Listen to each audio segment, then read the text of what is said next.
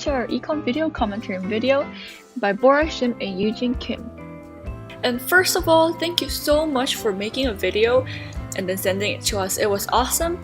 And we have some overall video comments before we go on to our evaluation and analysis with the diagrams and terminologies that we used in the past video. So first of all, overall, good feedback. It was you guys used a good use of moving frames, which catch the viewer's attention. There was a lot of movements and some effects, but that was unfortunately only the first half of the video. The second half of the video, however, used a bit more words than images. So we suggest that how about using less use of the words on the video and use more images. And second, since there will be a voiceover to this video, use less text or else the viewers may lose their interest or become confused. So this is it for our video comments, and now we're going to work out some of the basic economic theories and diagrams with terminologies that we already overthrew from the last video, but more briefly and more summarized way.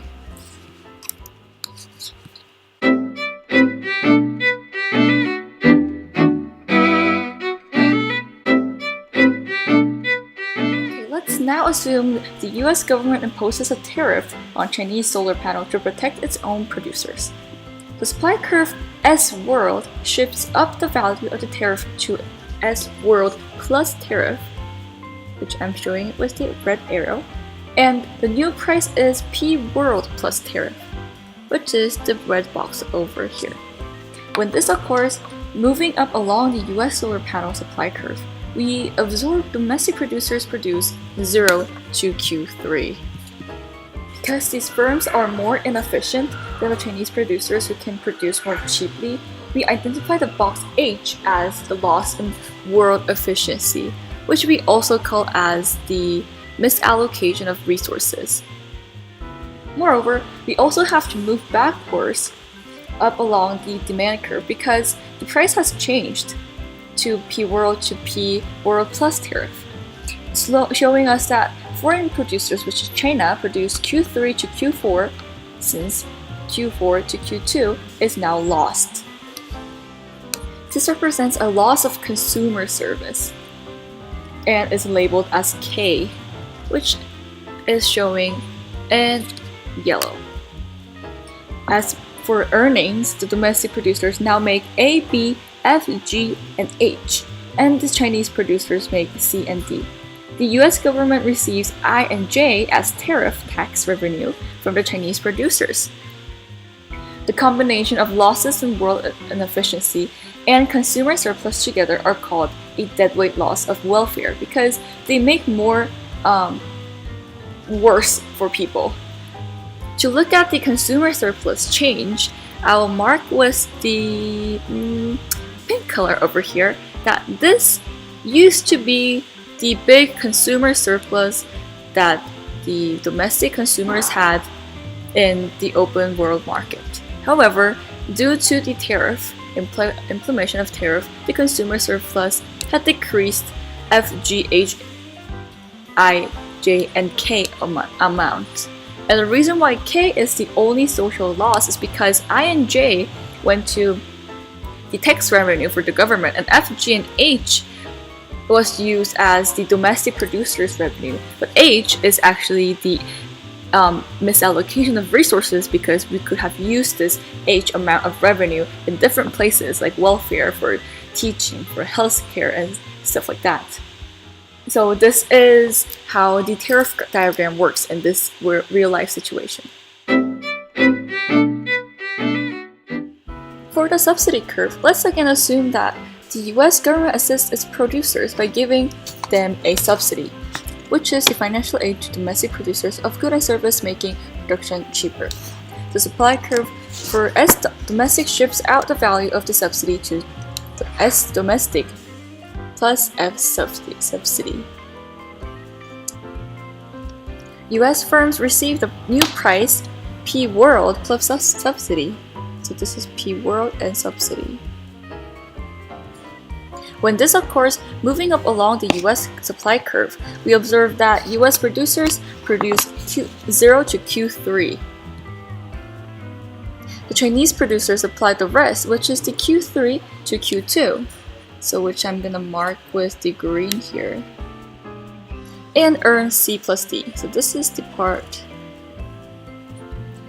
And for the domestic producers, they earn all the way up to here. So bad at coloring squares. Because the US firms are more inefficient than the Chinese producers since they require a higher price to produce Q1 to Q3, we identify box G as a loss in world efficiency, which I'm gonna mark it with purple. But this will be the loss in the world's efficiency, so misallocation of resources, we also call it, and thus the deadwood loss in welfare. The US producers now make A, B, E, F, G, and the Chinese producers make C, D. So this is how it works for the subsidy curve. In this section, we will take a look at your application of the economic theory that we explained in our previous video, which is protectionism, specifically tariffs in the case of the US-China solar panel market. The effects of tariffs to both international producers and domestic producers were correctly applied. In this case, China would be the world market producer, while the US would be domestic producers. Consequences such as change in revenue and employment were suggested, and we would much like to see a further development of this idea, including the steps taken to result in the macroeconomic changes in the domestic market. A further study of impact to firms and consumers will lead to a well-justified argument to the consequences you have stated. For the producers, a further look into the changes in price of factors of production could impact their production costs and expenditure, which may result in a change of sales price. This would result in an impact for consumers, as consumer purchasing power would shift along with the change in price. Explanation to the impact on both sides should be stated more clearly, making sure of the perspective taken to view this free trade. Since the real-life situation is a closer study of impacts to the US solar panel market in result of the tariff, China would be referred to the world supplier and US as domestic producers. Now we will take a closer look at the socioeconomic analysis made from the application of the economic theory. Here we will answer the questions that was brought up to us from your response video. We would like to focus and respond to your objective statement. Protectionism does not result in a zero sum. While this isn't essentially true, as the term protectionism includes subsidies and quotas, which does not result in a loss to both sides. In fact, it is possible for both parties to benefit from a protectionist policy, depending on the magnitude of limit and resulting change in price. The definition of benefit is also questionable, since it could refer to the sheer value of revenue, but also taking in the effect on achieving the domestic macroeconomic goal of lower unemployment rates. A quota can be taken as an example where both domestic and foreign producers may be better off, since both parties enjoy the benefit coming from a higher price level, unlike a tariff or subsidy, where it is only the domestic producer that takes benefit. These are pros and cons to implementing a quota, which are listed above, but ultimately the degree of benefit and loss will vary depending on the magnitude of the quota and price elasticity of the product, which makes it difficult to make a general statement regarding evaluation across all types of protectionism. In this specific case of US-China solar panel trades, it would be more logical to narrow down the statement to tariffs to avoid confusion. Finally, we would like to present you the responses to questions and possible extensions to the questions. So for how many overseas markets does China have? The definition of market would have to be more specifically bounded, since we are focusing on a specific product being traded between two countries. It would be better to limit the market to strictly solar panels and polysilicon.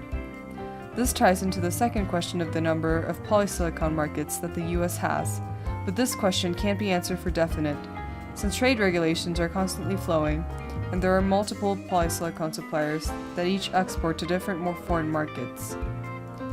Finally, the last question would need further defining of the word significance, since it could refer to effect on the current account balance, employment rates, or impact to currency exchange rates from trade, which are further economic concepts to be explored. Before leaving, Bora and I would like to give you personal remarks for the great effort you guys put into the making of the video. I would like to say that I really like the way you guys edited and put together the video. It appears that the economic concept was well delivered, and I hope you learned something from our previous video. For further evaluations, justifications would be much stronger if you can narrow down the application to a more specific example of case study and detailed explanation of how it connects to the economic concept. And overall, I think you guys did a great job.